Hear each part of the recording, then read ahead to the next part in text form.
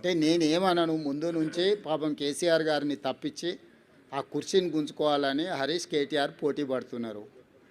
So ఒకసారి వాళ్ళకి అవకాశం ఇస్తే వాళ్ళ పరిస్థితి ఏదో వాళ్ళకి అర్థం కావాలని కేసీఆర్ గారు మౌనంగా ఉన్నారని నేను అనుకుంటున్నా. కేసీఆర్ గారు క్రియాశీలక రాజకీయాలలో లేరు, వారి ఆరోగ్యం కూడా అంతంతగానే ఉంది. క్రియాశీలక రాజకీయాలలో లేకుండా ఆరోగ్యం అంతంతగా ఉన్న ఒక నాయకుడిని విమర్శించడం భావ్యం కాదని నేను భావిస్తున్నా. కేసీఆర్ గారు క్రియాశీలక రాజకీయాలకు వచ్చినప్పుడు తప్పకుండా వారి పట్ల నేను స్పందిస్తాను. నా సూచన ఒక్కటే మీకు, ఇక డెవలప్మెంట్ మీద ఫోకస్ పెడదాము.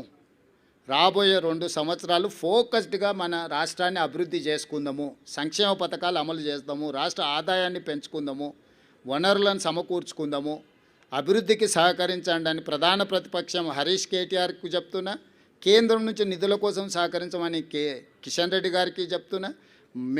మనమందరం కష్టపడతాం, మీరు కూడా ఈ కష్టాన్ని గుర్తించి ప్రజలకు చెప్పండి అని మీకు కూడా విజ్ఞప్తి చేస్తున్నా. అంతే తప్ప ఇంకా రాజకీయ విమర్శలకు తావు లేదు, అవసరం లేదు.